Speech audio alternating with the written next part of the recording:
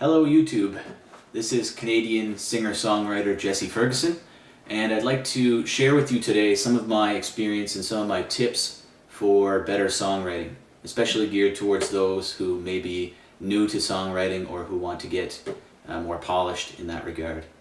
So I'm going to start off talking first of all about my own experience. This video is in response to a number of requests that I've received from some of my YouTube viewers over the years. So hopefully it may be of interest to some of you. And so I'll talk a little bit about myself first of all. I've got about 20-25 years of experience playing music and roughly 10 years or so of serious songwriting experience, especially more towards the last few years. I do have a couple of CDs out, one of which is out of print, but my one that's currently in print is called The Parting Glass, which I'll put linked in the description of the video to where you could purchase that if you're interested. It does have one original song on it, but the rest are traditional. My next CD is going to have all original songs. And I'm also a published poet. This is my most recent book of standard lyric poetry called Harmonics. I'll put a link if you're interested in that. And I have another book accepted for publication to come out in 2014. So obviously they go together, poetry and song lyrics, being very similar if not the same depending on whom you ask. So that's a bit about my background. I do have a playlist here on YouTube for my original songs. If you're interested in that, I'll put a link that you can click on and you can access my playlist here on YouTube for original songs. And you can decide whether you'd like to take anything that I say as important based on whether you like those songs or not, I guess. So, the next two things I'd like to do is talk about my usual procedure for writing songs, and then to finish with a list of 10 tips for better songwriting.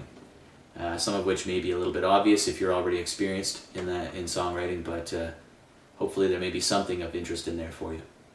So, how do I do it? Well, the standard answer for that with a lot of songwriters is that it's different every time. But typically, for me, it either starts with a song lyric idea or melody or a chord structure on my guitar. And I'd say they come with sort of equal incidence, so they happen both ways in about equal measure. It's very rare for me to get melody and lyric at the same time. It does happen periodically. I might get, say, a phrase for the chorus or something like that. But typically, it'll start off either with an interesting song idea in terms of the lyrics, or in terms of fooling around on the guitar and finding a chord progression or something like that. So typically, if I start off with the chords or the melody based on the instrumentation, I'll just be fooling around on the guitar, find a chord structure, pattern that I like,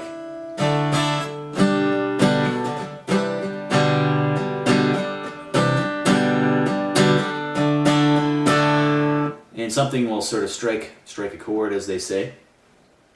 And then I'll start refining that a little bit, keep playing it over and over and over again, sort of getting into the groove, getting into the zone of songwriting, as they say. And then I'll start humming something over it, humming a melody line. And that may end up being the chorus, it may end up being the verse, or it may just end up being something intermediary on the way toward what will finally become the chorus or the verse. But that's typically how it happens, and it doesn't take very long. Sometimes I'll file away these progressions or melody structures, things like that, for a while, and come back to them again later, keep playing the same one over and over again. But typically, whenever I get an idea like that and I'm really inspired by it, I start writing right away and I work it out until the song is mostly done. If it peters out by that point and I haven't really made it come to anything, it's very rare that I will go back and reconstitute that song later on. Usually it all happens in one day or in a couple of days. So as a consequence, I have a backlog on my little digital recorder, which is a Sony brand digital recorder. Highly recommended. The model number, I'll put it in an annotation. A nice little digital recorder. So I have a lot of unused song ideas that I could go back into if I ever have, say, writer's block. So that's a good idea as well. So that's, if I come along with the chords, start humming, then I'll do that and I'll try to figure out at least a chorus or a verse in terms of the melody, how it's going to go. And then I take a piece of paper, scrap paper, or in my journal that I write with, and I'll start working out some lyrics. And I don't typically worry too much right off the bat about making the lyrics super polished. What we often do is put in dummy words or placeholder words. Maybe they're dummy words in my case anyway. And it's basically to put syllables where you want the notes to go rather than worry about those being the finished words. So sometimes you'll put in placeholder words. I guess a famous example of that is Paul McCartney is reputed to have used the word scrambled eggs, or the words scrambled eggs, in place of yesterday in that song Yesterday, just as placeholders, dummy words. And the idea is to hammer out that melody, hammer out that phrasing of the words, and not agonize over the wording right off the bat. So you keep going with that, and once you've got that done, the melody over the chords that you're playing, then I will start sitting down to writing out the verses and the chorus and things like that.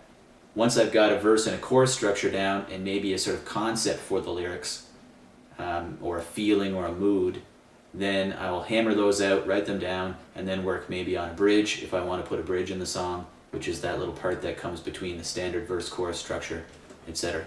So that's typically how that goes. And once they're sort of roughed out, the lyrics, then I copy them into my notebook in rough. And then I may copy them out 2 or 3 more times as the days go on throughout the week, and I keep refining that song. I say, oh, this verse isn't working, that idea isn't working, this phrasing isn't working, or maybe I'll juggle around or play with the chords over this part or that part. And usually between 1 or 2 more times writing them out longhand, which I still like to do, then I'll type them up and let that sit on the computer for a while until I'm quite happy with that, and then print it off, and then the song is more or less done, aside from practicing it. Now, that's if the chords come first. If the lyrics come first, you write those out, and then I sit down and I say, I don't agonize about getting the lyric perfect, because if you make the lyric really perfect, then it becomes difficult to find music that suits that. You're sort of limited in terms of the phrasing, the kind of rhythm, etc., the number of bars you can give to each chord, etc., etc. I'm not hugely familiar with the technical terms involved in that, but I like to keep the ideas and maybe the rhyme words and the overall sort of skeleton of the lyric done. But as I'm trying to fit that to the music on the guitar, which is really, for me, it's largely a sort of process of trial and error until something seems to work in terms of the mood of the lyric. So if it's somber, you might use a minor chord, or if it's happy, you use a major chord. If it's rock and roll, you might use bar chords, etc., etc. If it's moody and emotional, you might use finger picking. So those are some considerations too, but I would advise, don't think of the lyrics as written in stone. Well, certainly some people can do that. You can write a lyric in terms of metered poetry and then find some way to work that into your song. I prefer to keep it loose and have them flexible, and then I can adapt that lyric to the chords that emerge and the melody that emerges. And once that's established, it's the same procedure. I put them in my notebook in rough, might copy them out another time as I further refine, or just go back in and erase and write in the new versions or changes. And then once that's sort of solidified, I can type it up and put them in the computer, and then let that sit on the computer in a sort of open file for a few days, then print it off, and then it's basically considered done. But I will refine the songs over the months as I play them again and again. So that it's never written in stone until, I guess, it's recorded on an album. So those are my 2 typical ways of going about it, and I think they're fairly standard. I think the idea is, another important idea is to record yourself when you're in those initial stages of melodization, I guess would be the term, to add melody to the lyric or to come up with a chord structure, etc. Because you might, just fooling around, being experimental, hit on a phrasing that you like. You keep going along through the song and you forget what that phrasing was. Now there are 2 schools of thought about that. Some people would say if it's not memorable enough, then it wasn't worth it in the first place. To me, my memory is not that good, my musical memory. If I'm fooling around through a song trying to write a song, I might forget something that I played 3 minutes ago. That doesn't mean it's no good, it just means my memory is inferior. So I like to record those rough sessions And then I always make sure before I stop for the day, after I've written the song, to record the sort of up to that moment version, because you pick up tomorrow morning and you might completely forget that melody. Now again, is that a good melody to begin with? I think in my case it's just a failure of memory more than a failure of the melodies.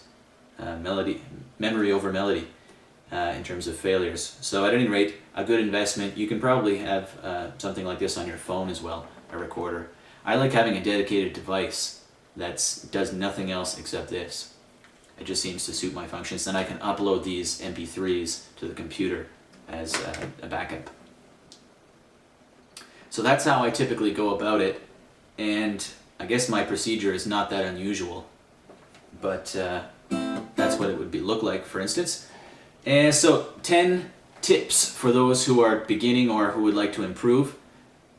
First off, listen to different kinds of music. I know that myself, for a long time, I was very myopic or short-sighted in that I would only listen to traditional folk music. But once it gets down to writing songs, I think you really need to push yourself to listen to different kinds, even if it's not music that you particularly could see yourself listening to in the future on a regular basis. Give it an honest shot. And the great thing about YouTube, for instance, is that you can look up and listen to any kind of music you want for free, and you don't have to download it, you don't have to save it, you don't have to go out and buy it at the store. Just give it a listen. So for instance, recently I've listened to a fair bit of jazz music. I'm not a huge fan of jazz. I can appreciate it, but I find it's not really my music. But I would listen to that. Punk rock, things like that. Things that are really sort of outside my zone of comfort. Classical music, flamenco music, etc., etc. There's all kinds of different genres out there, and I really would encourage you, if you want to improve as a songwriter, listen to how these different kinds of musics operate, how the different genres operate, how are they put together, where are the hooks, things like that. And if you don't give it an honest listen, these different kinds, you're sort of limiting your scope.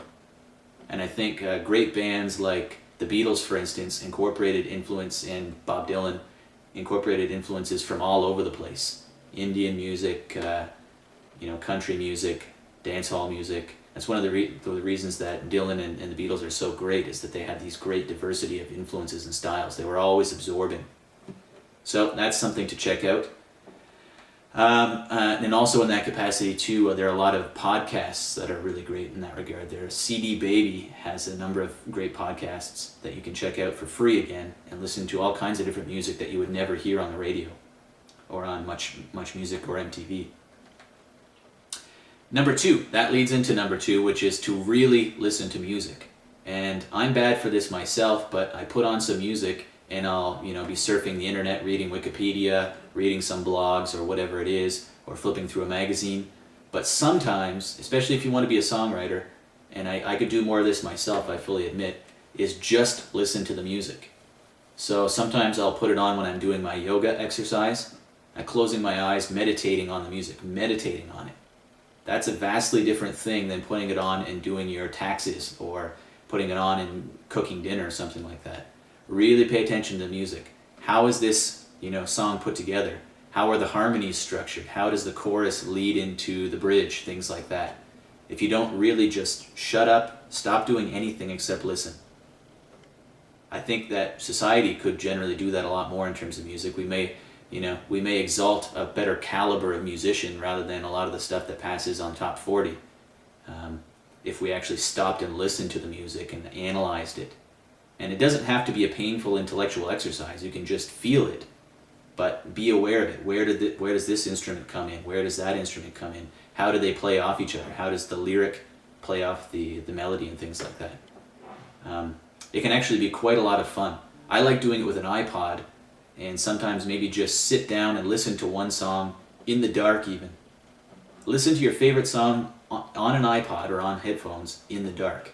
And you will hear things you never heard before, especially in great music like Radiohead, the Beatles, Bob Dylan, things like that. So that's tip number 2. Number 3, keep a notebook. I have these little ones that I actually make myself. They're sort of versions of the Moleskine cahier. These tiny little, basically flexible ones you can shove in your back pocket. You can put it in your coat pocket. You can put it anywhere you want. Throw it in your bag, throw it in your purse. They cost all of $2. You don't have to worry about losing them.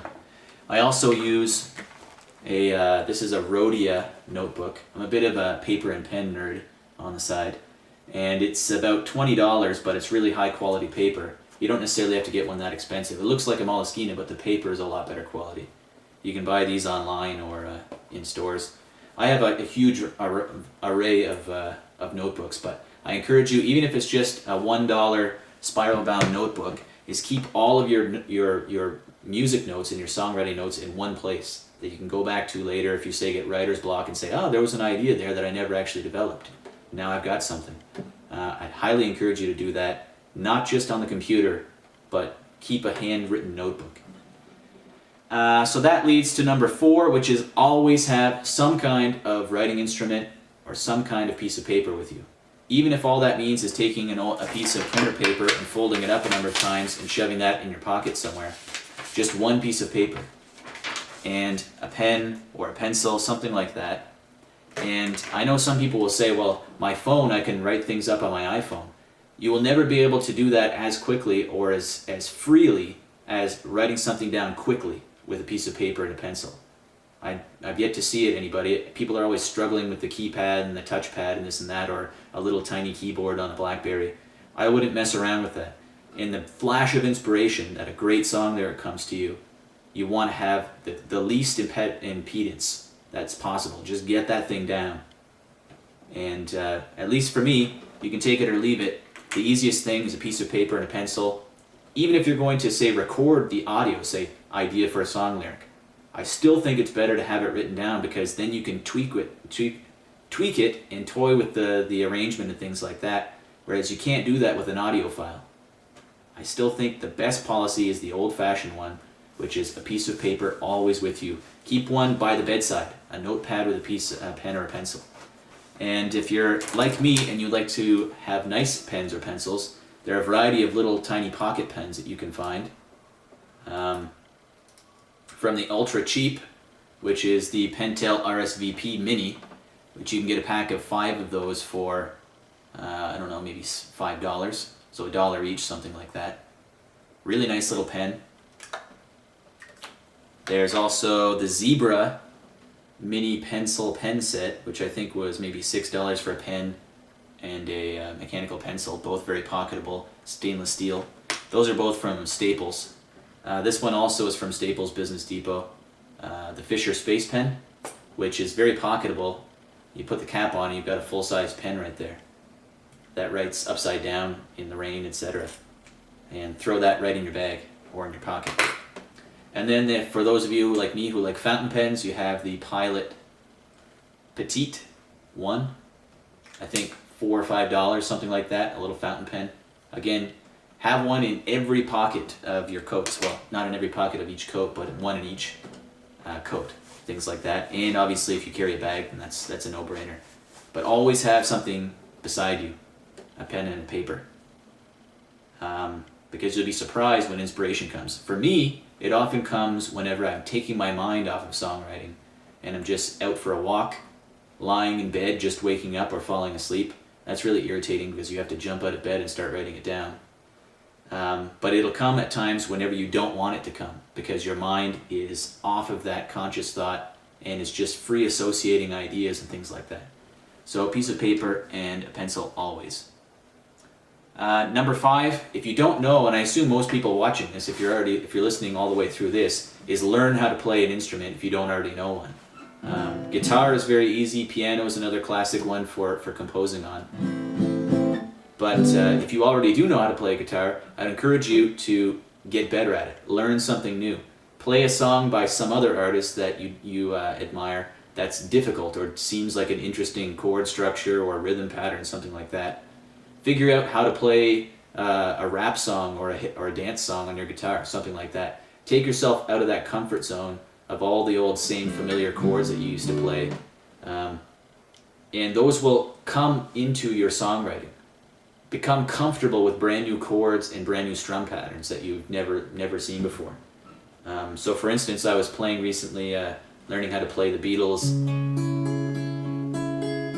the the song Because off of Abbey Road. And there's a weird chord, which I forget what it's called now. A weird suspended chord. And so that's the Because song. But I was recently writing a song and just fooling around on the guitar neck, and all of a sudden I threw that chord in. Didn't know what it was called. I looked it up on the internet, and it's some long name, C sharp major add 7 9 or something like that. But it will expand your range, take you out of that old familiar pattern of G, C, D, etc., etc. So that's a good idea. Learn an instrument, improve on that instrument, and you will see your expressive possibilities expand. Number 6, try a different instrument. If you already know the guitar, pick up a mandolin, pick up a ukulele, pick up a banjo. If you already know piano, pick up a guitar. Even if you don't plan to become proficient on that instrument, just noodling around with something, teach yourself that instrument, and you will see that it opens up new possibilities for you. It's really freeing to pick up an instrument you don't know how to play and just try to noodle around on it. I don't know how to play piano, but every time I go to this one house of a friend of mine that has one there, I noodle around on it and come up with something. I've also been playing this instrument up here, which is the glockenspiel, which you play with mallets, and I don't really know how to play it, but I wrote some songs on it. How? Just by trial and error. Came up with new things I would never ever come up with on the guitar because I don't actually know how to play that. So that's an interesting idea. There are also online some virtual instruments that you can play around with, virtual keyboards that you can play with for free. I'll put a link to one website that I found that seems to be pretty decent in that regard. So you can just write a song on your keyboard at work. Just don't let the boss catch you.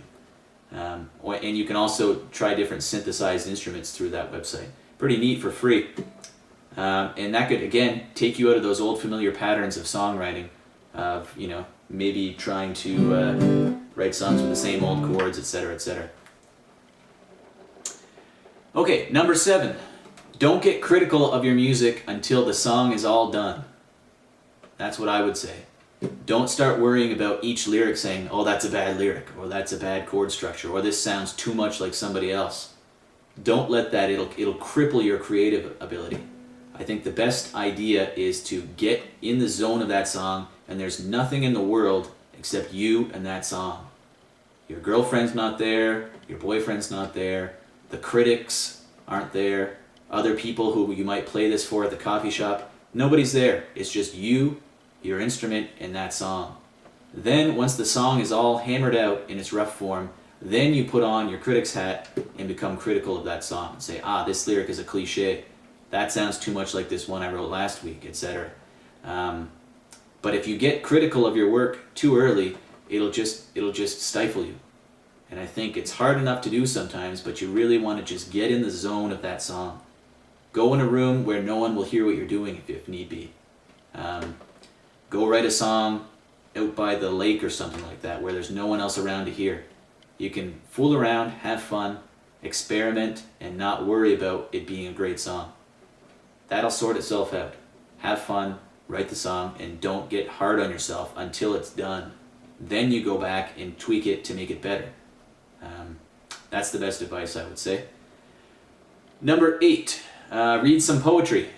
I know I am a poet myself, so I guess I'm a bit biased, but all the books on my shelf are all poetry, and I've got a lot more in boxes all over the place. So if you haven't read a lot of poetry, or maybe read 2 or 3 poems in high school, you may have a negative attitude towards it, saying, oh, poetry's boring. But I'll let you in on a little secret, at least the way I see it. Song lyrics are poetry, right? It's poetry set to music. So if you want to improve your poetry, find out the way the best poets of the language have ever done it. And as great as Bob Dylan is, I wouldn't say most people would classify him as the best poet of all time. They would put Shakespeare there. W.B. Yeats is another one of my favorites. Robert Frost would be a great person to get into if you're not that familiar with poetry. There's a whole range of poets out there. Some of them are intellectual, some of them are down to earth. So you can check them out online as well. Poetry Foundation online is a great one, .org, and I'll put a link for them. You can read all kinds of different poems from different kinds of poets from all over the world for free. They're all presented properly. There are no flashing banner ads beside it. poetryfoundation.org. So I'd encourage you to read some of that. It doesn't mean you have to write a song like Shakespeare, but it will improve the quality of your writing. Look up the words you don't know. Learn some new vocabulary and things like that. So that's number 8. Number 9, don't worry about being original. And I believe it was Pete Seeger or Woody Guthrie who said that. Said don't rack your brains trying to be so original, because the fact of the matter is, with the chromatic scale that we have, do re mi fa sol la ti do, and the limits of most pop music, the possibilities for pop songs, whether that's country music or pop music or rock and roll, etc., the limits of combination in terms of melody anyway are somewhat limited in terms of things that would actually be good to listen to the average listener. So if you write a melody and you say, oh, that section sounds a little bit too much like this other song, well, you're never going to write anything, not something that's easily listenable. If you listen to the bands that you love, all of them sound like other bands as well in some parts of the songs. It's just mathematical probability. So in other words, again, don't get overly critical of your work right away, and don't worry if the chord structure GCD sounds like another two other songs that you've heard. As long as you're not openly trying to rip someone off or make yours sound a lot like this other one, then you should be in the clear. Now that said, you could actively try to go beyond your comfort zone in terms of the chords that you play and the melodies that you write. But I don't think you need to agonize over trying to make yours sound so different from everything else that's ever been written. Although there certainly is room for that kind of music too, experimental music. And finally, last but not least, is the one that says that basically all of the rules that I gave, well, they're not really rules, they're tips. You need to find your own. You need to find what works for you, and you will never find somebody in a book. I have another one here, which I've dipped into, Writing Better Lyrics. I haven't read the whole thing yet, but it's of limited use to me. This one I highly recommend, which is Songwriters on Songwriting, and the editor is Paul Zollo. This is in the 4th edition. It's quite a hefty book, and the publisher is Da Capo, or De Capo Press. I'll put a link in the description somewhere.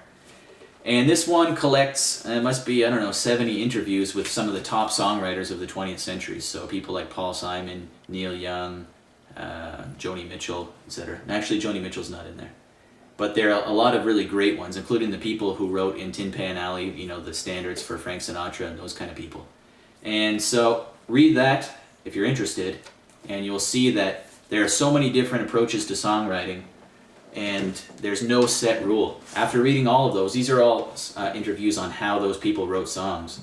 There's nothing concrete in there that I didn't know already before I started reading it, but it was worth reading, I would say, just because I admire a lot of those artists. But no one can teach you to be a great songwriter.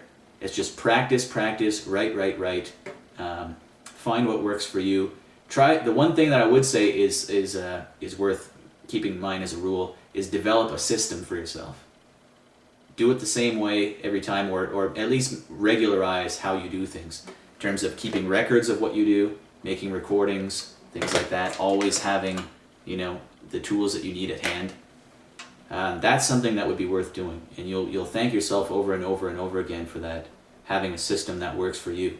It's not necessarily what works for me or anybody else, but that system is what you want.